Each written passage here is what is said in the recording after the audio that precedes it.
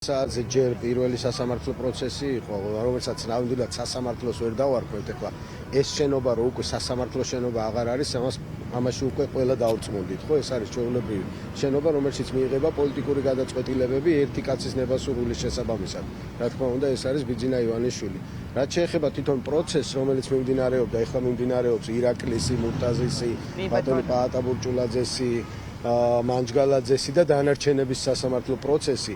და წარმოდგენილი იყო რაღაცა ვიდეო მტკიცებულება ვითომ, სადაც როგორც უნდათ და როგორც მათ აწყობთ პროკურატურას გულისხმობ ამ შემთხვევაში, რომელიც ჩვეულებრივი მხარეა, არა ვთქვათ რაღაცა სამართლებრივი მხარე, არამედ პოლიტიკური მხარეა ჩვეულებრივი ბიძინა ივანიშვილის ხელში, როგორც უნდათ ისე აჩვენებენ ყველაფერს და რა ვიცი, ამ სასამართლოსგან რამე იმედი რო გქონდეს, ნამდვილად არ გვაქვს, ხო?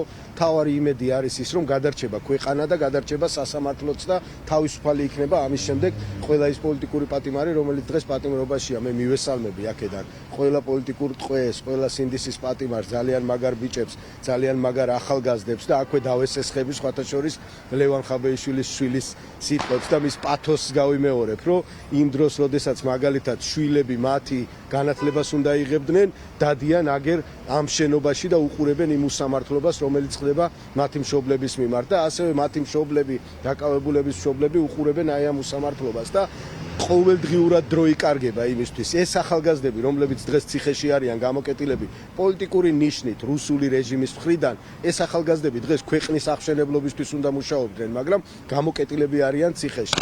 მე დარწმუნებული ვარ, რომ ეს ყველაფერი ესე არ ჩაივლის და დარწმუნებული ვარ, რომ ქვეყანა გადარჩება და დარწმუნებული ვარ, რომ გადარჩებიან ის ადამიანებიც, რომლებიც აი ესე უკანონოდ ცხედან დღეს საპყრობილეში. სოლიდარობა ყველას, მხარდაჭერა ყველას და სიმართლე აუცილებლად გაიმარჯვებს. და სიმართლე არის ერთადერთი რამე. სიმართლე არის ის მთავარი, რომ ესენი არიან პატრიოტები და მათი ყველა ქმედება ქვეყნის გადარჩენისთვის, ქვეყნის უკეთესი მომავლისთვის, ქვეყნის ევროპული მომავლისთვის იყო მიმართული და რამე დანაშაულისკენ.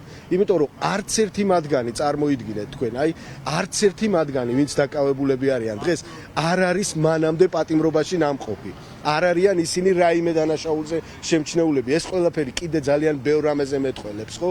და არის უმნიშვნელოვანესი. ამასაც უნდა მივაქციოთ ყურადღება და ამიტომ თავისუფლება ყველა ამ ადამიანს. 3 საათზე დაიწყება ლევანის პროცესიც, ლევანისიც იგივე, როგორ შეიძლება იმას სასამართლო დავარქვათ, რისთვის არის, ხო, დაჭერილი ლევან ხაბეიშვილი, დაჭერილია იმისთვის, რომ მან როგორც პოლიტიკოსმა პოლიტიკური განცხადება გააკეთა. იმის იქითაც ვერ მიდის პროკურატურა, იმის იქითაც ვერაფერს ვერ ამბობს, რომ კი აღიარებენ, რომ მართლა იმიტო დააკავეს, რომ მან ილაპარაკა ტელევიზორში და დაპირება მისცა, პოლიტიკური დაპირება მისცა კონკრეტულ ადამიანებს, თუ კონკრეტულ სტრუქტურას, რომ თუ ისინი დანაშაულს არ ჩაიდენდნენ, თუ ისინი არ შეასრულებდნენ უკანონო დავალებას, ისინი ხელისუფლების შეცვლის შემდეგ მიიღებდნენ კონკრეტულ ჯილდოს. ეს არის ჩვეულებრივი პროცესი, პოლიტიკური პროცესი და სწორედ იმიტომ რომ ლევანი მას ყოველთვის თვალში ეჭხირებოდა ივანიშვილს, ის საუბრობდა კორუფციაზე, ის საუბრობდა უკანონობაზე, რომელიც ქვეყანაში ხდებოდა, სწორედ ამიტომ გამოკეტა და ჩვენ რა ვიხილეთ ამის მერე, ვითომ კორუფციული დაკავებები, მაგრამ ეს რანაირად კორუფციული დაკავებები, ეხლა აღარ არის, უცებ შეაჩერეს. იმიტომ რომ ეს არ იყო რეალურად სახელმწიფო ინტერესებისთვის მნიშვნელოვანი დაკავებები. ეს იყო ერთი კონკრეტული ადამიანის პირადი დაკავებები, რომელიც სხვადასხვა ადგილებში ეძებს ფულს, აბა რა მოპარეს და როგორ მოპარეს და სწორედ ამიტომ არის, რომ ჭამდნენ ერთმანეთს, მაგრამ დღეს ეს ჭამაც შენელებული აქვს. რა იქნება ხვალ? ამას არ უნდა დაველოდოთ უბრალოდ. თითოეულმა ქართველმა ადამიანმა, თითოეულმა ქვეყანაში მაცხოვრებელმა ადამიანმა საკუთარი წვლილი უნდა შეიტანოს ქვეყნის გადარჩენის პროცესში და ყოველთვის რაც ვიქნებით მეტნი, უფრო მეტად მნიშვნელოვანი და მეტად მალე მოხდება ჩვენი სახელმწიფოს დაბრუნება ქართველი ხალხის ხელში და არა მითვისებული, როგორიც არის დღეს ივანიშვილის რეჟიმის მხრიდან. კი ბატონო.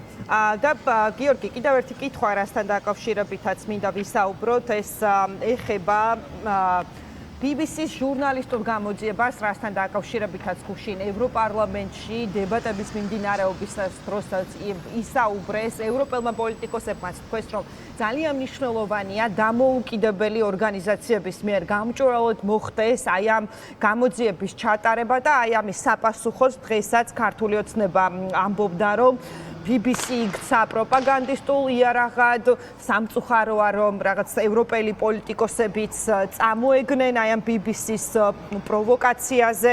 რა სიტყვით თქვენ ამ საკითხთან დაკავშირებით და ზოგადად როგორ წარმოგიდგენიათ რომ აი ეს თემა დღის წესრიგიდან არ გაქრეს, არ მოახერხოს ყოველ შემთხვევაში ქართულმა ოცნებამ და ის მოთხოვნა და დაკვეთა რაც არის როგორც ქვეყნის შიგნით ასევე უკვე ქვეყნის გარედან რომ ჩატარდეს დამოუკიდებელი გამჭვირვალე გამოძიება ნამდვილად იქნას მიღწეული. ხო, აი ჯერ ერთი რამეა, ხო, რატომ უნდა ვენდოთ ჩვენ იმ სუს, რომელიც სუსიც არის პოლიტიკური იარაღი ივანიშვილის ხელში. ან მის გამოძიებას რატომ უნდა ვენდოთ, ხო? თან ამასთან ერთად აღიარებენ კიდეც რომ ქიმიური ნივთიერებები გამოიყენეს, ხო? რა თქმა უნდა, მე დარწმუნებული ვარ, რომ აუცილებლად მოხდება ამ ყველაფრის გამოძიება საერთაშორისო სტრუქტურების მხრიდან, რომელსაც ხელეწიფება სწორედ ესეთი გამოძიებები. ეს იქნება ხვალ თუ ეს იქნება ზეგ, არა აქვს მნიშვნელობა, მაგრამ მე დარწმუნებული ვარ, რომ აუცილებლად მოხდება და ის ჩართულობა, რომელიც არის ჩვენი პარტნიორების მხრიდან, ევროპელი პარტნიორების მხრიდან, აუცილებლად წვლილს შეიტანს და მნიშვნელოვანი იქნება მათი ჩართულობა, რომ ყველგან უნდა გაჟღერდეს აღნიშნული საკითხი. ან გამოვიდნენ და დაასახელონ რეალურად რა გამოიყენეს, ხო? ხო ამბობენ რომ რაღაცა გამოიყენეს, მაშინ რატომ ალავენ რა გამოიყენეს? არაერთი კითხვა დაუსვეს შინაგან საქმეთა მინისტრის მოადგილეს, არაერთი კითხვა დაუსვეს შინაგან საქმეთა მინისტრს, ეგრეთ წოდებულებს, რა თქმა უნდა, მაგრამ ესე ყველაფერი მალავენ. მალავენ სწორედ იმიტომ, რომ გამოყენებულია ისეთი რამ, რაც არ უნდა გამოეყენებინათ და რა არის მათი პასუხი და რა საკეთებენ. ხო, აი მაგალითად რამოდენიმე დღის წინ სამარცხვინოები რაღაცა ხელოვნური ინტელექტის მიერ შექმნილი რაღაცა ვიდეო ისინი ხელოვნური ჩანაწერები გაავრცელეს, თვითონ ვიღაცები რაღაცებს ლაპარაკობდნენ, მათ შორის მეც. და სასაცილოა, ხო, ეს ყველაფერი. ამას 2 წლის ბავშვიც ნახავს, რომ ამას რეალობასთან არაფერი კავშირი არ აქვს. ამიტომ არის რომ მალავენ, იმიტომ რომ მათ რეალურად გამოიყენეს ისეთი ნივთიერება, რომელიც არის კანონსაწინააღმდეგო. თუ არ არის ესე, მაშინ გამოვიდნენ და თქვან რა იყო ეს. კი ბატონო, ნუ ყოველ შემთხვევაში ამბობენ რომ კამიტი არ იყო, ამაზე არიან ესე ვთქვათ რაღაცა ჩაციკლულები ხელისუფლების მხრიდანაც, ხომ, რომ აი BBC ამტკიცებდა კამიტს და კამიტზე უარესი იყო და იქნებ ისეთი ნივთიერება იყო, რომელიც იმაზე უარესად დააზიანებდა ადამიანის ჯანმრთელობას, ხო?